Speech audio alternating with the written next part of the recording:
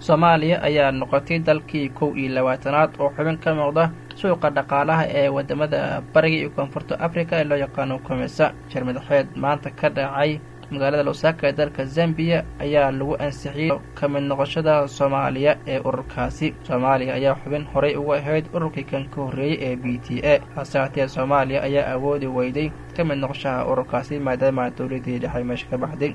Wafdi hogaaminaya Ra'iisul Wasaare Xasan Cali Khayre ayaa ka qayb galay xafladda lagu ansixinay ka mid noqoshada Soomaaliya ee suuqa COMESA. Dalka Tunisia ayaa sidoo kale ka mid noqday ururkaasi isagoo maanta la ansixiyay ugu dambeyntii sanadkii 1993 ayaa xeerka COMESA lagu ansixiyay dalka Rwanda. Saldhigga iyo xeerarka ururka COMESA ayaa waxaa ka mid ah kobcinta dhaqaalaha wadamada Bariga iyo Koonfurta Afrika iyo sidoo kale dalka kusoo biiraya COMESA in uu daris leeyahay dal ka mid xubin buuxda ka ah suuqa COMESA.